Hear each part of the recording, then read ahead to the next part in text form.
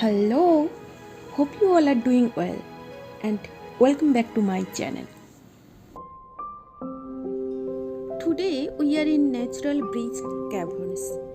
It is the largest cavern in Texas. Natural Bridge Caverns has two world-class caves for you to explore. One is Hidden Passages Tour and another one is Discovery Tour. We do explore on both.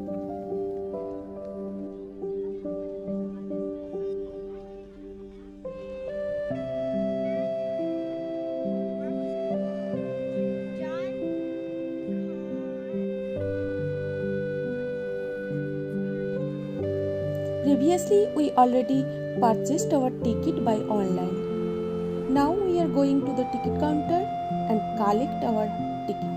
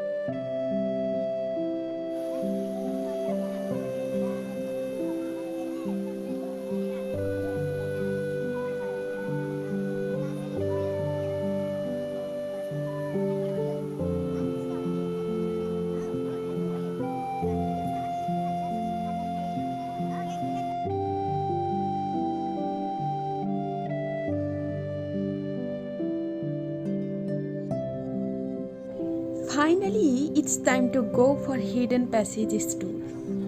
Let's go inside.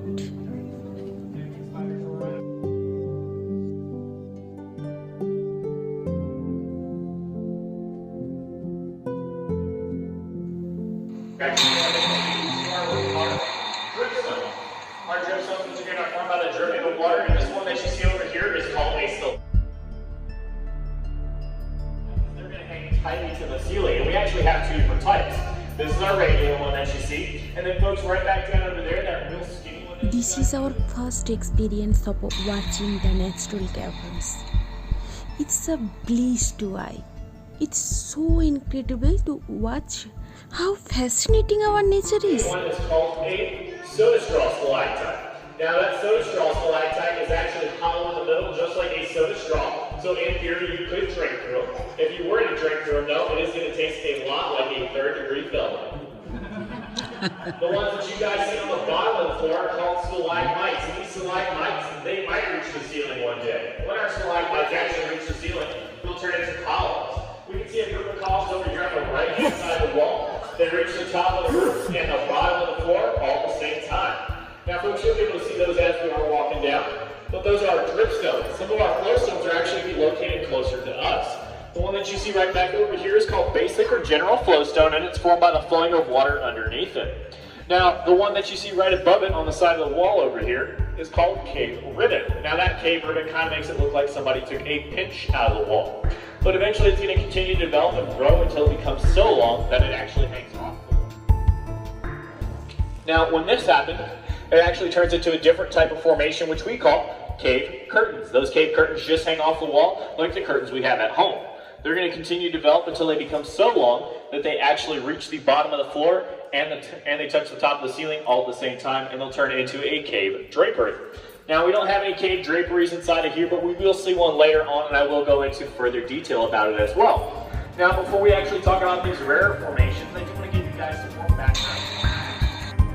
Two are carbon dioxide from dead decaying plants and animals, and turning that into a weak carbonic acid, which you guys can actually find in the sodas that you drink. However, it is still corrosive enough to dissolve. That CO2 is released in that water and calcite, right? They're going to flow onto our formations, where it will help to grow the formations at a rate of 1 cubic inch every 100 years, or you can imagine an ice cube maker at home making 1 ice cube every century. Now, some of our rare formations that you guys may be wondering about are actually going to be hidden in plain sight. They're right above our heads. The ones that you see right over here used to be regular soda straw stalactites at one point in time until a crack formed on the side of them. That crack then allowed all that water and calcite to push out. When that happened, it began to crystallize around the formation, making it look like it has a bulbous or a ball-like shape, which then in turn makes it look like a beak or a turnip. And so we call this the beak or the turnip formation. It's a pretty cool, rare formation, but my favorite one is actually called these parachute formations. Parachute formations formed by a crack inside the ceiling. That crack then allows all that water and calcite to push out. When that happens, it's going to crystallize to the first part of the ceiling, and that one is called the first platelet. Once again, the first platelet is the only one that's attached to the ceiling. After that, the second platelet will form, and the second platelet is the one that's actually holding all the formations onto it. So eventually it's going to continue to become so heavy and grow, and then it's going to become heavy enough to where it will actually break off from the first platelet. When this happens, it's going to cause that second one to fall to the ground, leaving the white markers behind it. The white markers look like parachutes. They're also part of the first platelet, and that's how we get the name parachute formations. And they bet they wish they had their parachute as they were falling to the ground. Now, folks, throughout our tour, if these two happen to fall, we're going to be completely fine as all of our trails are developed around them. And we actually haven't experienced any of them falling since we've been open. Remember, we opened back in 2007. So, we should be completely fine if they do once again happen to fall. Our trails are developed around it, so we can be safely observe them. Keep your phones handy as you guys may be the first person to actually capture them on film. Does anybody have any questions? We are surprised by the color of some formations, sometimes subtle, sometimes deeper, depending upon the mineral content. It's really hard to describe.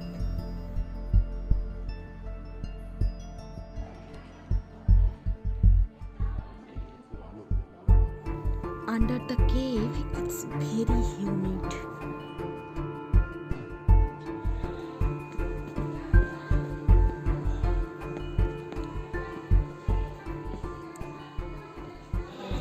The ones inside of our Discovery Tour cabin. And please hold on to all of your theories because I will ask you guys to answer that for me in total darkness. Now, once again, we had 3 guys who came out of there. We talked about their names earlier. We're going to have a little bit of a pop quiz. What is the name of all 3 of those discoverers? Nobody was named Jeremy, but that's close. Close. Anybody else?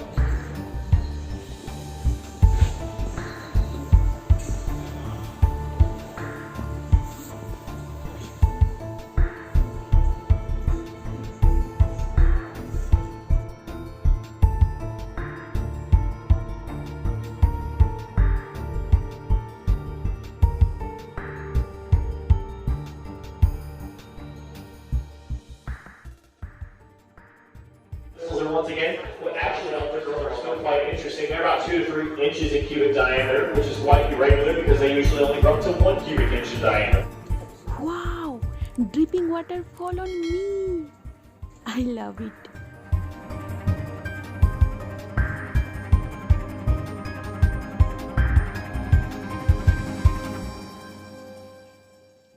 Way is really steep and real slippery. So make sure to bring good shoes and be physically able to hike up a steep walkway in the dark.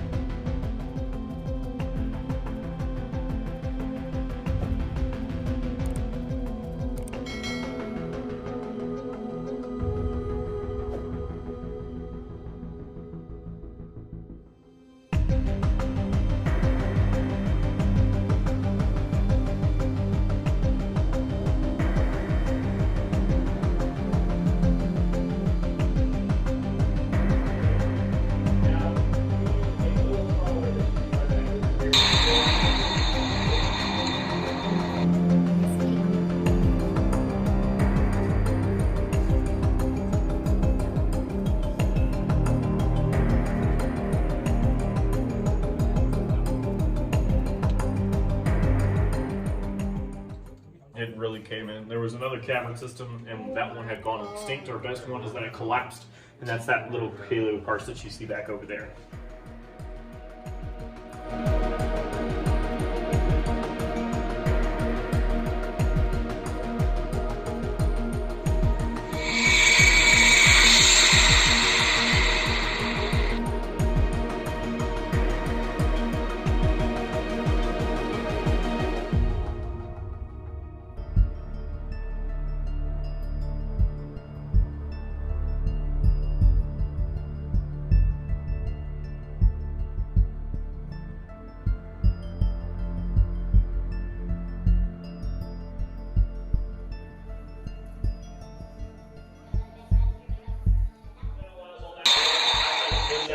And after that, it's going to crystallize and pinch off, kind of like the collars on our shirt. That's why we get the name collar shield. When enough of them come together, it makes it look like we have pipes running alongside the wall. And those pipes then in turn make it look like a pipe organ. And where do we find pipe organs at? Church or cathedral. So we named this place the Cathedral Room. The Cathedral Room is one of my favorite places to take pictures. So here in just a second, I'm going to open up the room for you guys to take any pictures that you want.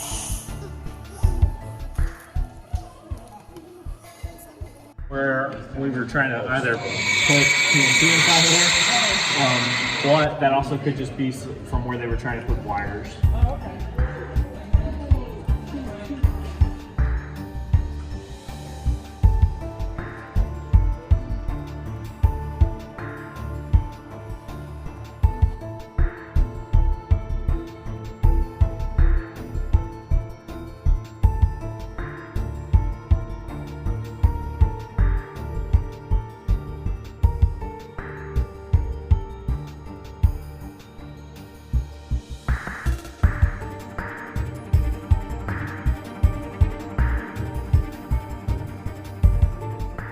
Oh my god, it is 180 feet deep and 185 steps.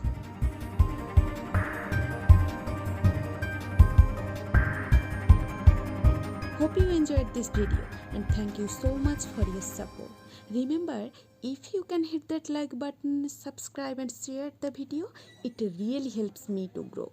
See you the next part of this video. Till then, stay safe and take care. Bye bye.